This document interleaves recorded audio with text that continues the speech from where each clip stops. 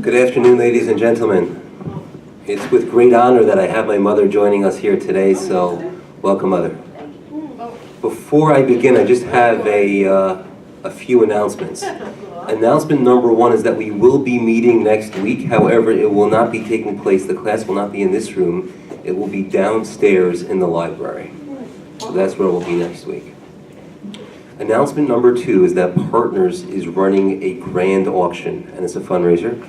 And it's the kind of thing where there are different prizes, and the prizes are of different levels of greatness. Some of them are like a trip to Israel. Some of them are maybe like a new little wallet or something like that, a handbag. And you put in, let's say, a $10 ticket for a smaller item, a $40 ticket for a bigger item, and you stand the chance to win the item. But mostly it's just about contributing to Partners and the work that we do. Your chances of winning are probably not that great.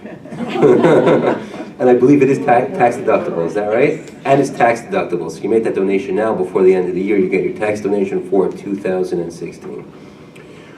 Alrighty, that being said, we are on our third class in the series of the Wisdom of King Solomon, the wisest of all men, Shlomo HaMelech. And the focus of today's class is going to be statements that he makes regarding man's desire to sometimes do the wrong thing. We have within us the evil inclination, called in Hebrew the Yetzer Hara, which sometimes convinces us to do things that afterwards we regret and we say, I wish I didn't do that, or how could I have done such a thing? And the way he refers to the evil inclination, we're going to see that verse together momentarily, but he refers to him as the old fool, the one who's not wise, but yet old. But before I go there, I want to just share with you the inspiration that I had to choose this topic for today's class. And I was once listening to a lecture by a man named Rabbi Menachem Nissel. And this man, Rabbi Nissel, accompanied my wife when she took a mission to Israel with about 40 Metro Detroit moms. They went first to Prague and then to Israel, and he was their tour guide. This Rabbi Nissel was their tour guide throughout their stay in Prague. And he told a story, and the story is printed in a book, and the title of the book is Between My Father and the Old Fool. The story is about a young man by the name of Meir Kahan, or Meir Kahan, who was born in a small village in Romania. The village was called Dishon, and he grew up in Romania, and he found himself in Hungary during World War II. And he served on a Jewish brigade in the Hungarian army during the war. Yes, the Jews were segregated, but they were fighting for their country. They were fighting for Hungary, which was part of the Axis powers during the Second World War. In 1944, the Arrow Cross came to power in Hungary. They were Nazi sympathizers. As he puts it, they were Nazis who spoke with a Hungarian accent. And the brigade was disbanded, and these soldiers who once fought for their country were now forced to march to the border of Hungary and Germany. They were going to be handed over to the German forces, to the SS, and they were going to be sent to the concentration and death camps. And as they're marching to the border, these soldiers who once marched with pride now are marching to their doom. Marching to the border, they spent the night at a farmhouse. And Meir was on the floor with the other soldiers, with his fellow Jews. And Meir was a very good-looking young man, very similar to the story of Joseph in this week's Torah portion. Very handsome, strikingly so. And the daughter of the farmer in whose farmhouse they were staying the night was a girl by the name of Marushka, Hungarian girl. And she brought Meir a cup of milk for him to drink. And he offered to pay for the cup of milk, and she refused payment. And then she gave him a key, and she said, this is a key to a storehouse, which we have on the side of the farm. Use this key, go into that storehouse. I will supply you with all of the food that you need throughout the duration of the war. They already knew the war was coming to an end. In 1944, the Germans knew it was only a question of when they would be defeated, not if they would. And he realized, he was a smart young man, he realized that this offer for refuge and for food was coming with strings attached. It wasn't that Marushka was this beneficent, altruistic young woman. She had plans for Meir, plans that involved herself. And that night he was holding the key, he was lying there fighting, turmoil within himself. Should he go to the storehouse? Should he not? And as he's lying there, a voice comes into his head. And the voice is what he calls the voice of the old fool. And that voice tells him, this is a danger to your life. Don't you realize what will happen to you if you continue to march on with the other Jewish former soldiers? Likely you're going to be killed. They already knew at this point, especially the soldiers who were more exposed to what was going on in the world at the time, despite the fact that the Nazis tried to conceal from the world what they were doing. Meyer had a pretty good idea of what his fate would be should he continue to march on. And this voice said, for sure, think of the warmth and refuge and safety you'll have over here. And then the voice told him, and of course you're going to be strong. You're not going to give in to temptation. You're going to be strong. Which is often what the evil inclination will tell a person. Put yourself in a situation where you're going to be tempted because you're going to be strong. It's often a series of small bad decisions. We don't make the really bombshell bad mistake right away. Usually it's a series of smaller, less significant decisions of indiscretion which lead us to that big plummet where we make that really big mistake. And it was telling him, you're going to be strong, don't worry. But then Meyer says, a very clear image of his father appeared to him in his dream and said, Meyer, remember your origins, where you come from. You're from a distinguished Jewish family. You're a yeshiva boy, studied in a really illustrious yeshiva in Hungary. You can't be together with Marushka. That's not your future. Be brave, go out and meet your fate, come what may. And after he had his dream, he took the key and he threw it into a ditch. And he went out the next morning and he listened to the voice of his father, not to the voice of the old fool. Crossed the border, was sent to a concentration camp, stripped of his clothes. His hair was shaved. They put on him tatters, which they called clothing. And again the voice of the old fool crept into his mind, saying, look at you. You're not even human. If only you would have just used that key to go into the storeroom, your life would be so much richer, so much better.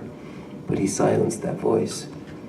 And the next chapter tells where he was in the camps and he found someone who had a pair of tefillin people wear on their arms and their heads in the morning, and he really wanted it. It had been many years since he had a chance to put on tefillin. He traded his small ration of bread that day for the right to put on tefillin. And again that voice comes back, the voice of the old fool, and said, what are you doing? For tefillin, what's this worth anyway? Your God has abandoned you. Look at where you are.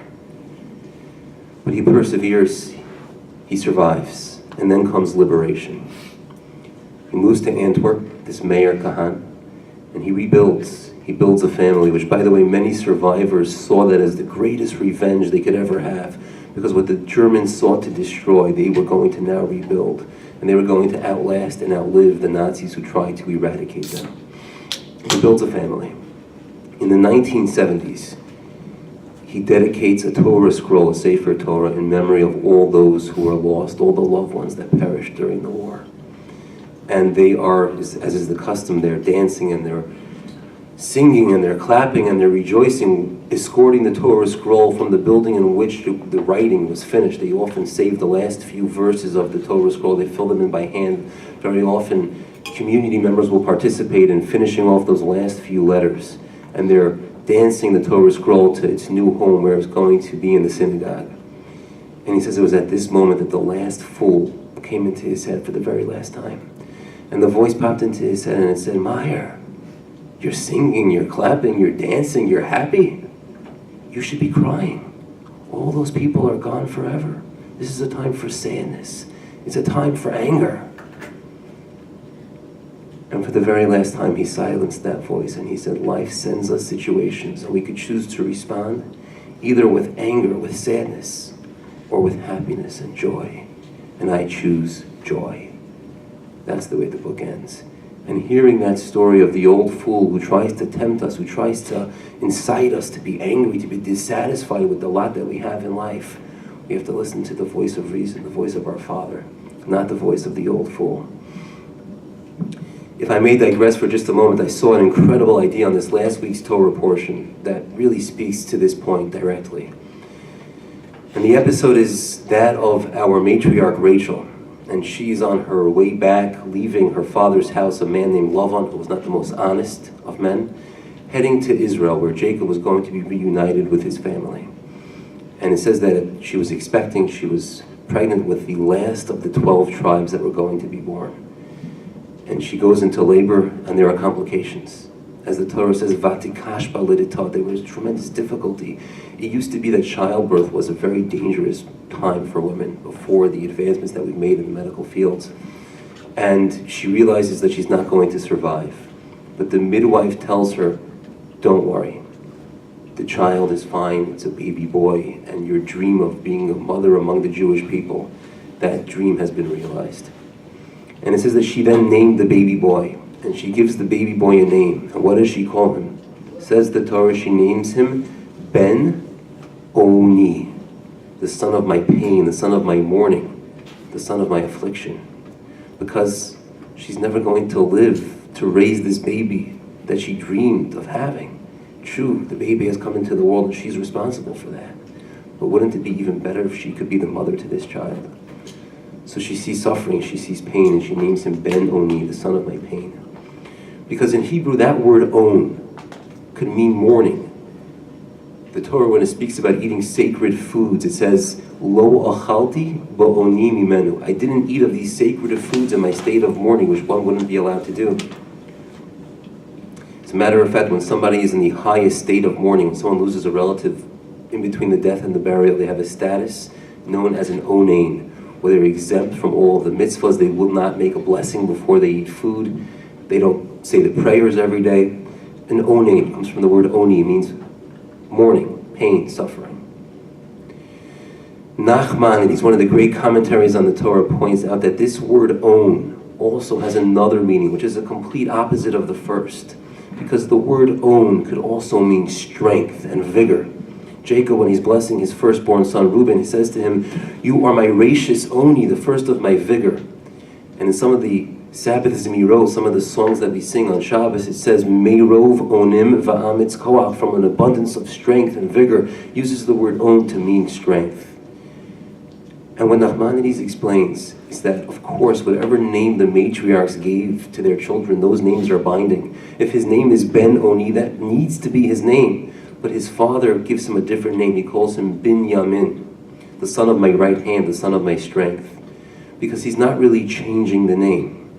He's redefining. The mother calls him the son of On. On can mean mourning and suffering, but could also mean strength and vigor. He's just redefining what kind of On is this child. He's not the son of suffering and pain, he's the son of my strength. Because now all 12 tribes that are destined to be born are born. When you think about it, Jacob had reason. He had a very good reason to feel sadness, to feel sorrow. I'm sure every man's dream is for their parents to meet the young woman who they have chosen to spend the rest of their life with. I remember, so the way it works in my circles, we've discussed this once before, how dating works in the observant world, but the way it works generally is that, I'll share my experience with you. I went to my in-laws' home. My wife's brother knew both myself and his sister, he knew very well, and he thought we would be a pretty good match. He was right. But I went to my wife's house and I met her parents. They sat me down, we talked a little bit, and then I took my wife out on a date. We went out, got some drinks, and that process repeated itself where I would always pick her up from her home, bring her back to her house, but she never had a chance to meet my parents. And it was only later on in the relationship where we probably went out for about a month, and then my parents were curious to meet this young woman who their son was so enraptured with. So we met them in the city in a restaurant. Remember that, Mommy? Absolutely. Okay. And it's the sense of pride, of joy. This is the young woman who I feel is probably my soulmate. Having a chance for my parents to meet her. And that's what Jacob was in the process of doing. He was traveling back home to his parents' home. They never had a chance to meet Rachel, to meet his beloved wife. And he could have felt this sense of sorrow, of suffering, and I'm sure he did. But he says, life can either give you a situation which you will choose to see as suffering and sorrow, or you could choose happiness, you could choose strength. And he redefines the name of his son, Ben Oni, the son, instead of my sorrow and suffering and mourning, Binyamin, the son of my right hand, because On could also mean strength. And that's this message, this idea. What do we choose to make out of the situations that life throws our way? They won't all be easy, but very often it's how we choose to define them. So let's take a look at our first source. The source is from the book of Koheles, Ecclesiastes. And King Solomon says, better is a poor but wise youth than an old and foolish king. Now, every one of these statements is meant to be taken on several levels. You could take this at face value. If you have somebody who is old, but they're foolish, life has taught them nothing. They haven't learned, and that's an incredible thing, which my wife and I always try to seek advice from people who have more life experience than ourselves, because life, the experiences of life, teaches a person tremendous lessons. And we've often sought counsel from her grandmother, because her name is Edith Berger, now Bistritz. Some of her parenting, advice and techniques were just, we had children that were getting up at 2 o'clock in the morning and they said, we're hungry, we need cereal. So we said, okay. So we went out to the kitchen and we set them up at the kitchen table with a placemat and a bowl of cereal. Grandma hears about this and says, are you guys crazy? Tell them to roll over and go back to sleep. This is not an approach that's going to have a good, long-lasting effect. So we listened to her, and the kids slept much better, and they were much more agreeable the next day. It was amazing. So life is meant to teach us something. By living life, we gain wisdom, just very practical wisdom of how to live in this world. If somebody lives their whole life and they've developed to a ripe old age, but they remain the same fool as the day they were born, then isn't the youth who has potential, perhaps he's not wealthy, but he has potential, he has his whole life ahead of him, that youth is better, is more praiseworthy than the person who's old but has learned nothing from life. So you could take this statement at face value and it has an incredible lesson. But Rashi, based on the Midrash, takes this to a new level. And if you look at the adjectives that are used to describe the first half of this verse, it calls the person poor. They are not of great financial means. It says that they're wise, smart. And it also describes them as a youth, young, not well on in years. And when it describes the latter half of the verse, it also uses 3 adjectives. It describes them as old, as foolish, lacking in wisdom, and as a king, which sometimes connotes power, control, and wealth. And let's take a look at the Rashi, that's source 2. And Rashi is going to first give you the general idea of how he chooses to interpret the verse based on the Midrash. Better is a poor but wise youth. The part in bold is the selection of the verse that Rashi is quoting on which to cite his comments. And he says this refers to the good inclination inside of each of us. There's sometimes 2 voices. One voice says, oh, come on, you could do it, no big deal. That's often the foolish voice. And it's the voice that says, think about it. Just think about it for another moment. What will be the ramifications of your decision? That's the voice of wisdom. That's the intellect within us that tries to encourage us to do the right thing. That's the good inclination. So Rashi says the youth here is that good voice, the good inclination, the Yetzer HaTov inside of us. But why is he called a youth? Is he young? What does that mean? And Rashi explains, for he does not come into a person until the age of 13. This is the Torah's approach. There's a great philosophical debate out there. Is a person born perfect, wonderful, and then through their life they become corrupted? Or is a person born tainted, selfish, greedy, lustful, and then through their life they learn how to embellish their character, they learn how to improve their nature? And the Torah believes the latter to be true. People are born with inadequacies, and through life we look to perfect ourselves. So this good inclination, the intellect, it really only comes into the person later on in life, at the age of 12 or 13. That's when a person's intellect develops to a significant level. And that's why it's called the youth. It hasn't been around that long. It only comes to a person at the age of 12, 13 when they're an adolescent, not from the moment of birth. In that regard, it's called a youth.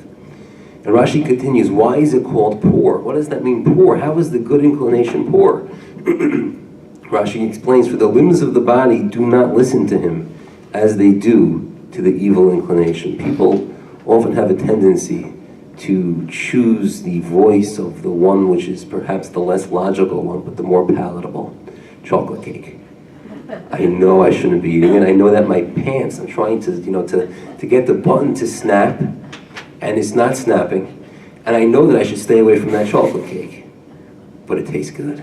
I want it, And chocolate cake here is used as an example. There are so many bad decisions that we make in our lives. Our evil inclination says, erupt in this fit of anger and yell because you're angry and you deserve to be angry because that person did something wrong. And you're right, they did something wrong, inexcusable. But you could either choose to react with anger or with aplomb, equanimity. The decision is yours. If you react with anger, it probably won't do you well. So people have a tendency to listen to the voice of the evil inclination. The struggle, the battle in life is to choose good. That's really life's mission, is to overcome these hurdles and challenges and to choose that which we know is right, even though it's the less appealing of the two options. So he's called poor, the good inclination, because just for some reason, whatever reason it may be, people don't often value the advice of a poor man. And I don't believe that's fair. I believe that person may not be of financial means, but they may have tremendous wisdom. As a matter of fact, to quote King Solomon, since we're discussing his wisdom, he says, Lo lachachamim lechem. Not always do the wise men have bread. Not always do they have an abundant livelihood. But that's the way of the world. We tend to seek the advice of the wealthy. Like if Warren Buffett was offering advice, we would have a sellout crowd. Is that right? If we were offering a class by Warren Buffett right here in the JCC, we would sell tickets like hotcakes, right?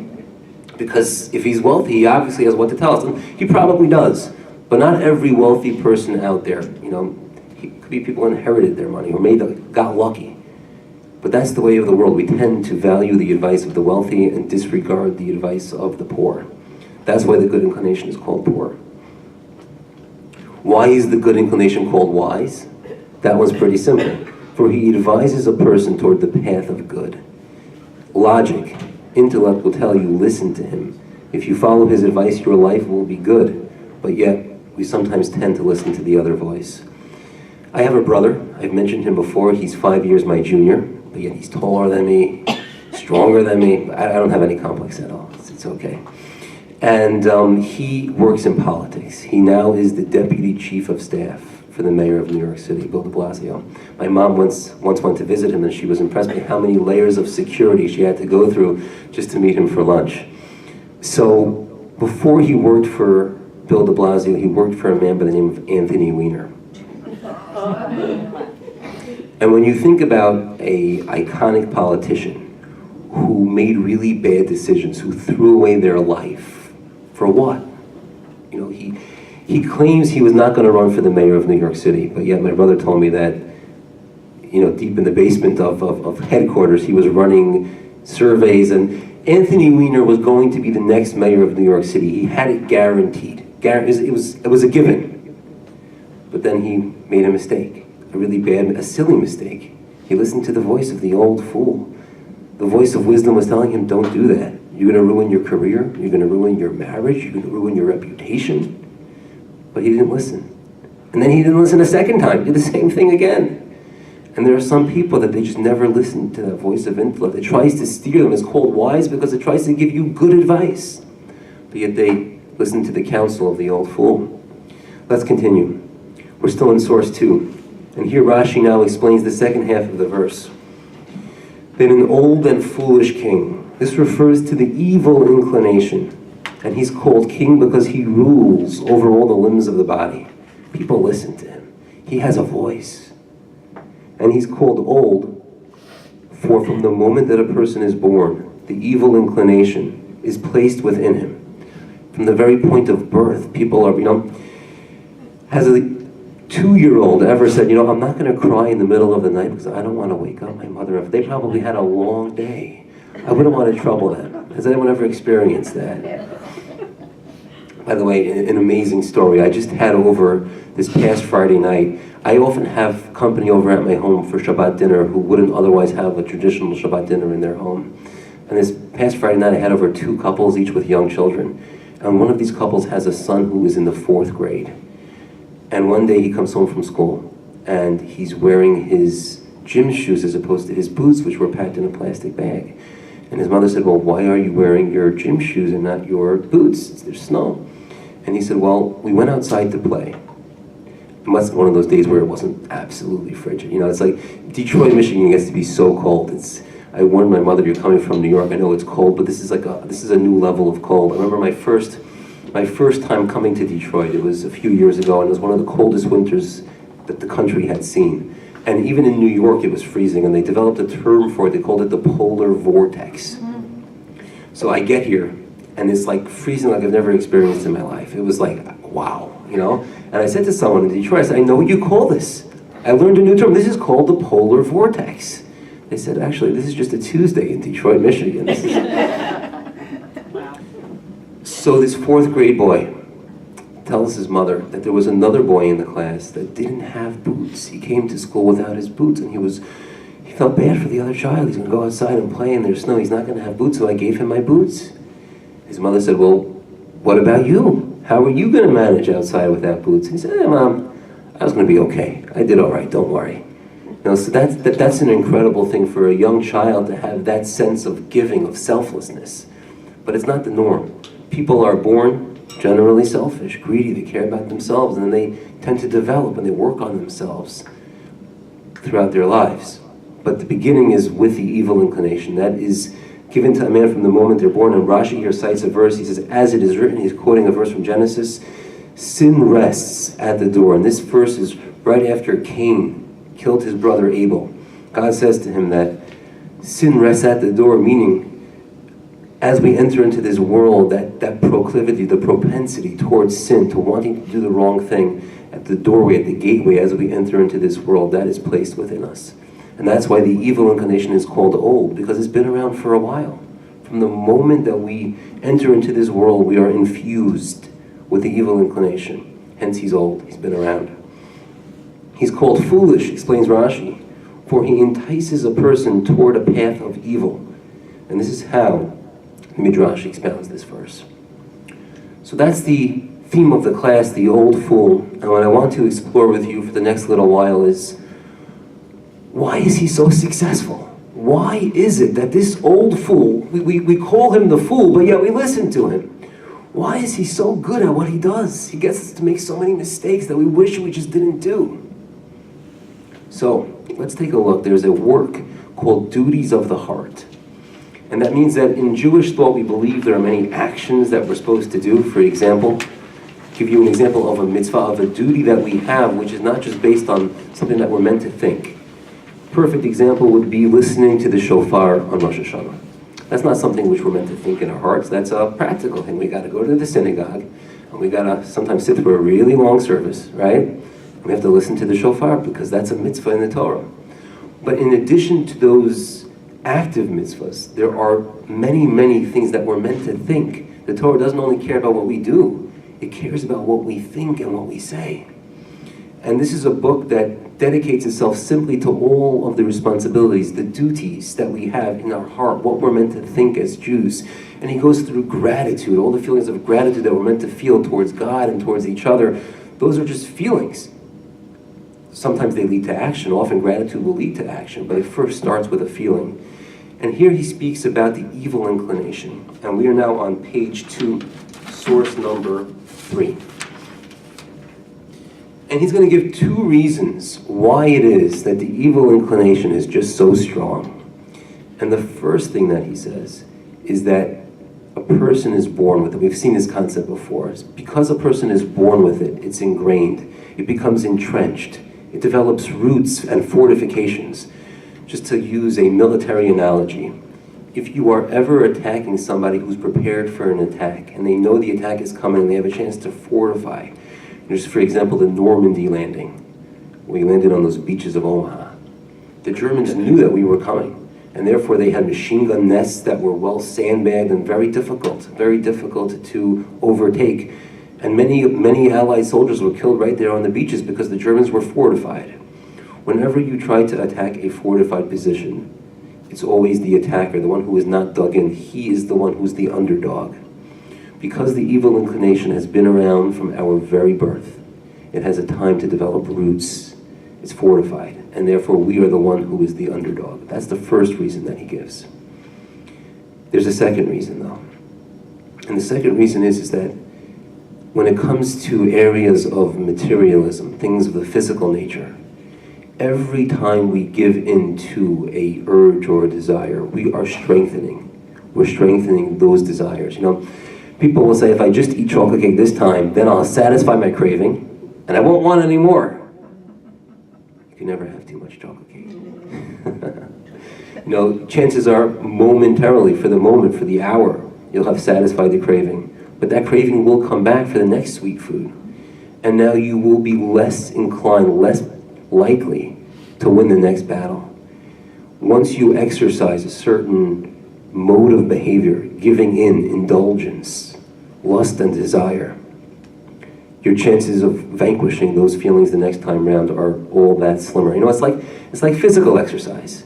When you want to build muscle tone, what you'll do is you'll go to the gym and you'll use those muscles again and again, and through the repetitive movements of using those muscles, they'll become stronger.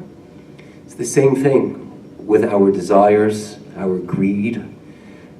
The more we use them, the stronger they become. And the nature of human beings, this is just the way of the world, we need to give in to certain desires, and the desire to eat. If we never gave in to the desire to eat, we would starve. It's important that we use that, and as a matter of fact, if you look at, if God wants us to do the right thing, then why did he create this old fool? Why is there even an evil inclination, right? That's a fair question.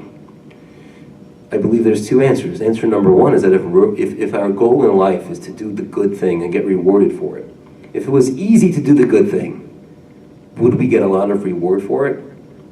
Not so much. If it's really hard, and that idea of, there's a concept in Judaism, it says, Lefum tsa'ara agra, commensurate to the pain and difficulty, that is the reward.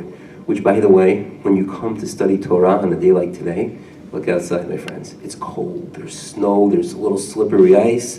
When you come to study on a day like today, you get more reward than when it's a beautiful day outside and it's easy to drive. There's this concept that the harder something is to do, you get more reward for doing something good. So that's one element to the evil inclination. God created that to make it a little more challenging to do the right thing, so that when we do the right thing, the reward will be all that much greater. But on a deeper level, or perhaps on another level, the evil inclination is placed within man to ensure our survival. If we didn't have a desire to eat, would the workaholics among us ever take a break from their work to stop for lunch? We would just plow right through that day. Some people see eating as a nuisance, but they have to because their body tells them we got to eat. But if we didn't have a desire to eat, perhaps we wouldn't. If we didn't have a desire to procreate, would there ever be a next generation? And therefore God had to place within man these desires because that's necessary for our survival as individuals and as a nation, as a people, as mankind, for humanity.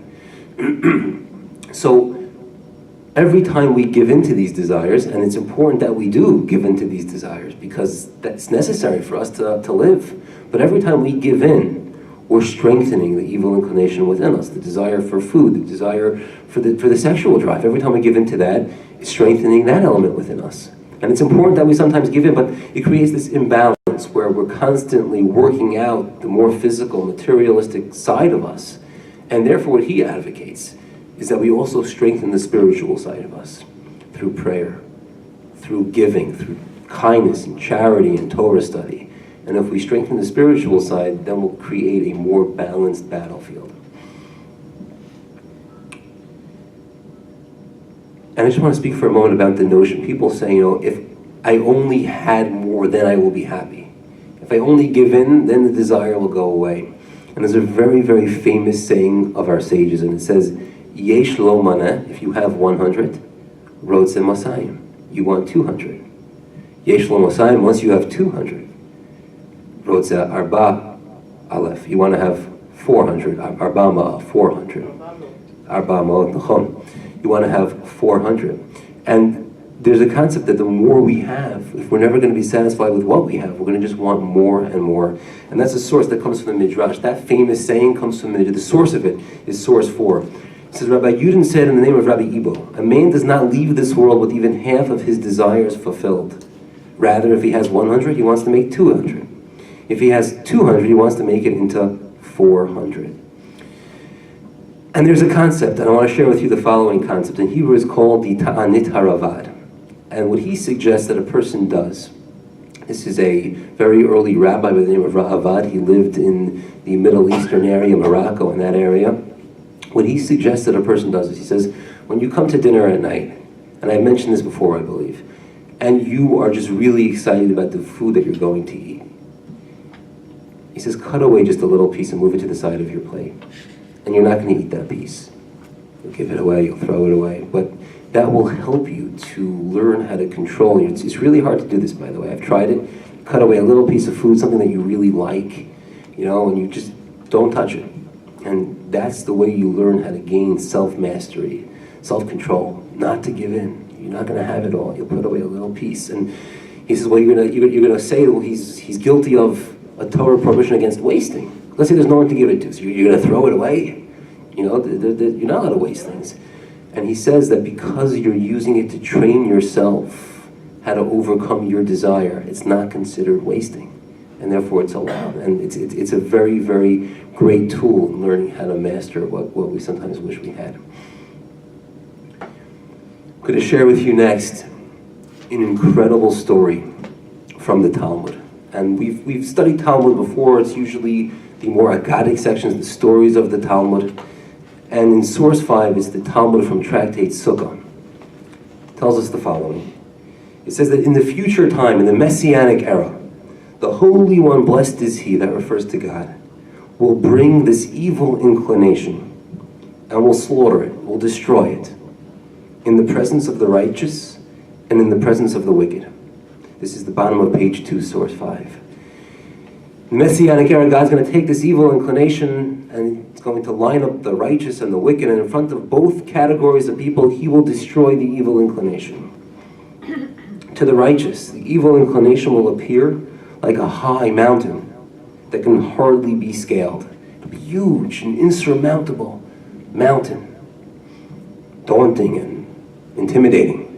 And to the wicked, it will appear like a strand of hair that can easily be snapped. The way they're going to view this evil inclination will be complete opposites. The righteous will see it as something huge, formidable, and the wicked will see it as just nothing, a thin, gossamer little hair.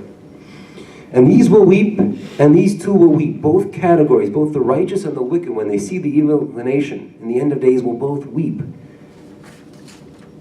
The righteous will weep, and they will say, how were we able to overcome such a high mountain? Sometimes in life we have really big projects, and we work really hard, and we work sometimes for months and years, and finally the big day comes, and the event occurs, and it's a tremendous success.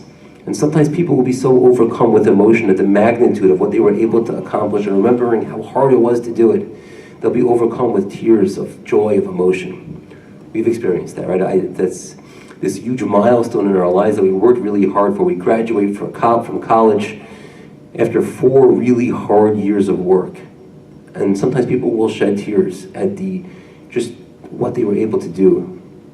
That will be the reaction of the righteous when they see the evil inclination, this huge mountain, and wow, we overcame that, and they're going to cry. But the wicked will also weep, says the Talmud. And what are they going to say? How were we not able to overcome this strand of hair? To the wicked, where the evil inclination seems so thin and insignificant and easily conquerable, well, how could we have failed? And they're going to cry tears of sorrow, tears of despair, of regret, if only we could have just overcome this thin little thing.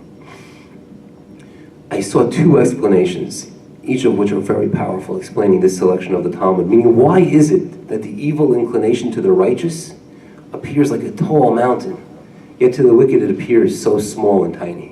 Why is that so? One explanation is that the righteous person is going to be able to ward off the initial attacks. The evil inclination will come to him and say, I think you should do this, eat that food, it looks good. The righteous person is not going to listen. And therefore the evil inclination, in order to succeed, to entice him, will have to come back with a renewed vigor, more wily tactics. He's going to come back stronger each time, and each time the righteous manages to rebuff the attack, he'll come back stronger and stronger and stronger, till eventually he's a formidable mountain, and that's why it appears that way to the righteous. It reminds me, I once saw a film, and the film was a World War II film, and it was about a German camp that they had for American POWs, soldiers of the American army that the Germans captured. And they weren't treated as poorly as the Jews, because no one was treated by the Nazis as poorly as the Jews. They weren't treated well, though. And whenever they would capture an officer who knew military intelligence from the American side, the Germans would interrogate them to try to find out information, where they kept their arms, what were their strategies for the next attack.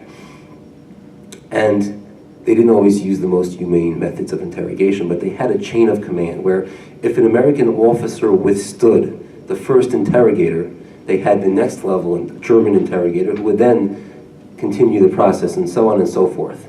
And when eventually you were brought into the camp, the highest ranking American POW, a general, would say to you, so, very casually, who was the one who interrogated you? And he knew the chain of command, so he knew at what point you gave in to the interrogations and finally folded and told over the American secrets. And if it was the top, he would be very impressed with you. If you folded to the one on the very bottom, he would be less impressed. So it's like that with the evil inclination too. When he comes to a righteous person who's strong and stalwart, each time the attack is going to be defended against, and he has to get stronger and stronger, and that's why it looks like a strong mountain, a tall mountain.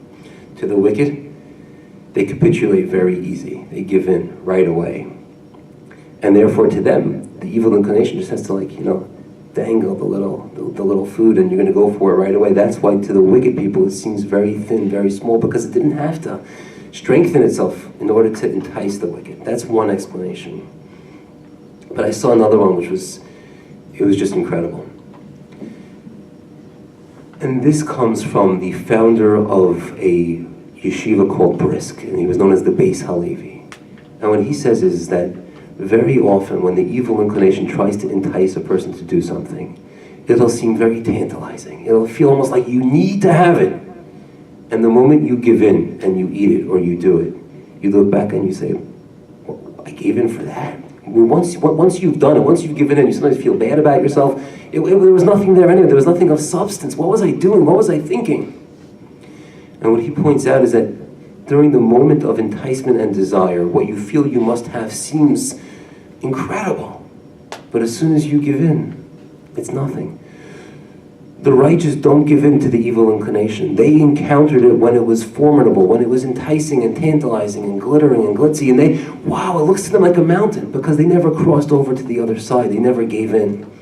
But the wicked, who always just give in and give in and give in, they already crossed over that bridge. They already had the chocolate cake. And they'll say afterward, was that worth it?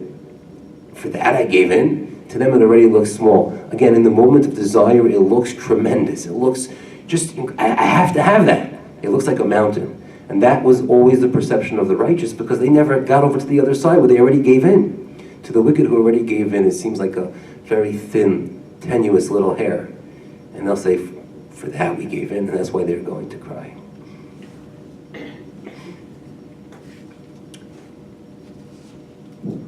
King Solomon, when he discusses the idea of intellect and wisdom, and then he discusses the idea of giving in to temptations and desires, the way he phrases it, he calls it, I'm in source 6 now, and he phrases it as the woman of wisdom.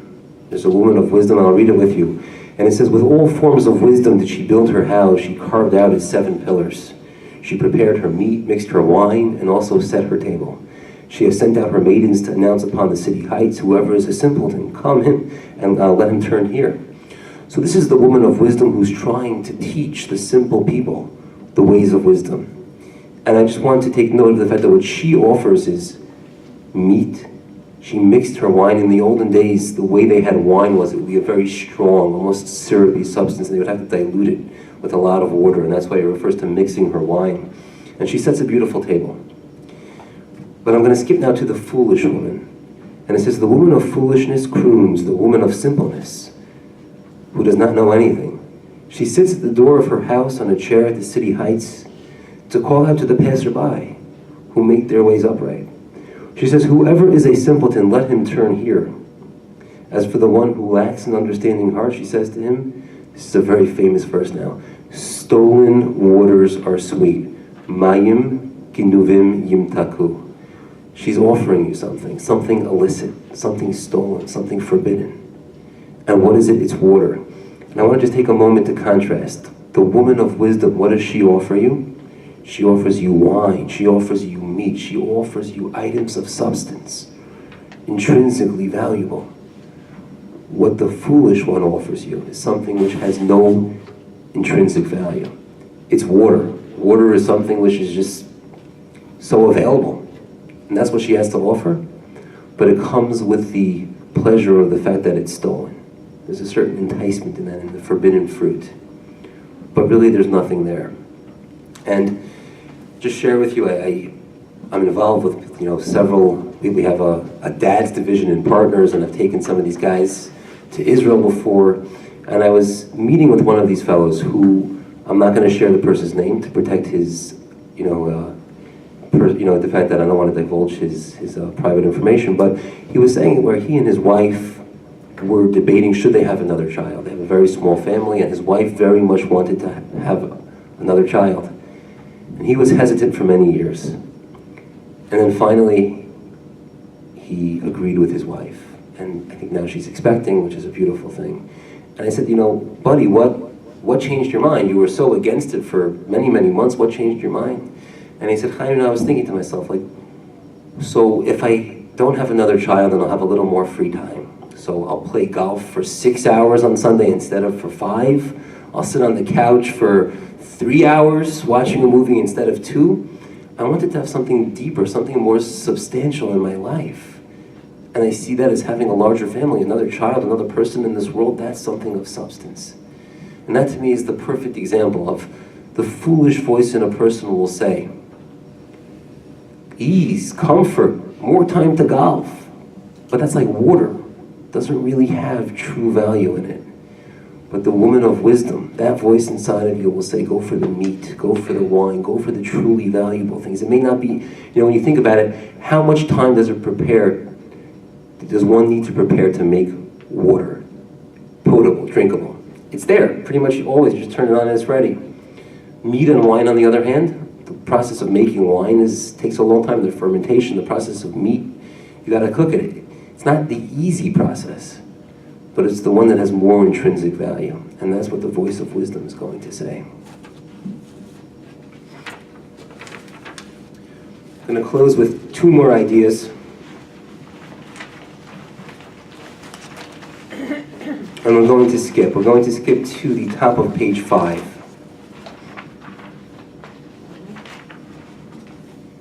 And this takes us all the way back to the very beginning of Genesis. The snake, the serpent, is trying to convince Eve to eat the forbidden fruit. I'll read the verse with you. It says, now the serpent was more cunning than any beast of the field that Hashem had made. He said to the woman, did perhaps God say, you shall not eat of any tree in the garden? He's trying to convince her to eat this fruit. And we believe that the serpent was really symbolic of the evil inclination, the Yetzer Hara.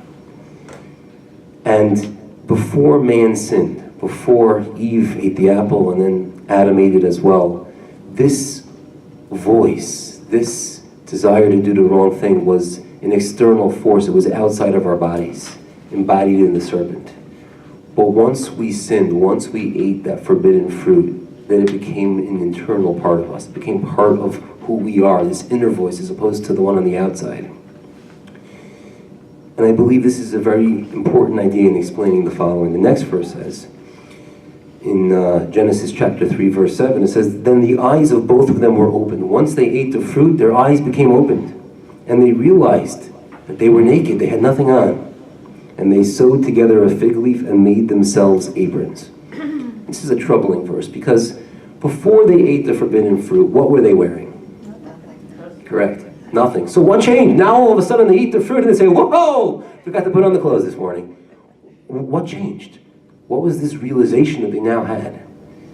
And I believe, and I heard this from one of my teachers, the explanation is as follows.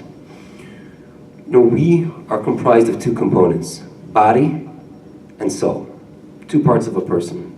And the question is, how do we view ourselves? What's our self-perception? And all the while that the evil inclination was outside of them, before they ate the fruit, the way they viewed themselves was primarily as a soul. The soul wasn't naked. It was covered over by the body.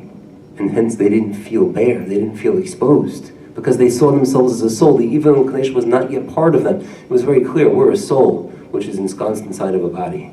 But once they ate that fruit, and now the evil inclination becomes an internal force, They primarily see themselves as a body, and that body has nothing on it. And that's why all of a sudden they realize, oh no, we got to get some fig leaves.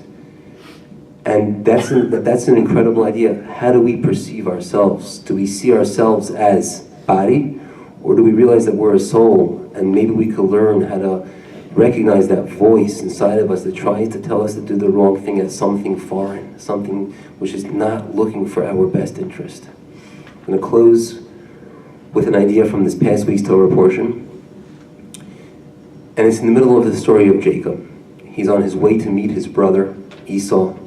His brother Esau was not favorably disposed toward him when he had fled his parents' house, and he was hoping for a more amicable meet this time. And the verse says, I'll read it with you. This is the very last page, page number 6, source 15. And it says that Jacob was left alone, and a man wrestled with him until the break of dawn. And our sages, Rashi and the Midrash, tell us, who was this man? This man was the ministering angel of Esau, who's also known as the evil inclination. And there was this battle, this wrestling that was going on, this cosmic fight between the forces of good and the forces of evil. And it says when he perceived that he could not overcome him, that means this ministering angel realized that he can't vanquish Jacob completely, he struck the socket of his hip.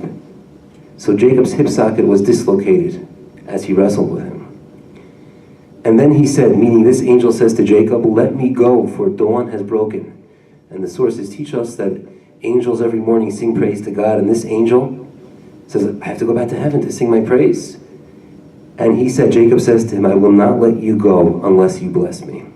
But then Jacob asks another question. He inquired, and he said, divulge, if you please, your name. Tell me, he says to this angel, the evil inclination, what is your name? And he said, in response, why then do you inquire of my name? And he blessed him there. What's this dialogue? Please tell me your name. Why do you ask me my name? Rashi explains that an angel's name is based on his mission. And the angel is saying, well, every day, depending on my mission, I have a new name, so there's no point in knowing my name. It's transient. It's not going to last.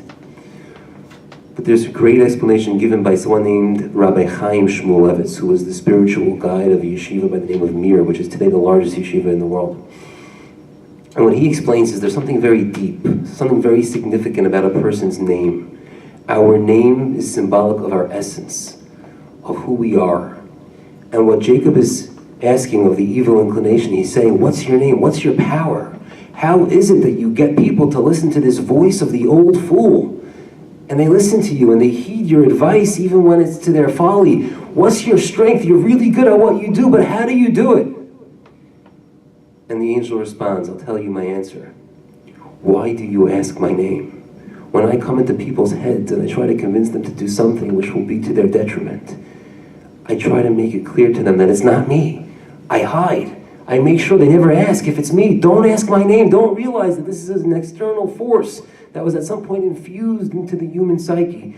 Don't ask me my name. Think that it's really you who wants to do this. Think that the intellect wants it, but really the intellect does not. And that's his secret. That's what he's telling Jacob. That is my strength. I get people not to stop for the moment and realize that it's not really them who wants to do it. I make sure they never ask my name. And that's the message that Jacob is teaching us here. We have two voices in our head. We have one voice that says, do the right thing. Know where you come from. Know your origins. Realize you're part of this incredible people, the Jewish people. That's the voice of our Father, perhaps. But there's another voice that tries to gain our attention, and that's the voice of the old fool. And Jacob's message is, realize that he doesn't want you to ask his name, but it really comes from a foolish source. That's King Solomon's legacy. Make sure we listen to the voice of wisdom, not the voice of the old fool. Thank you.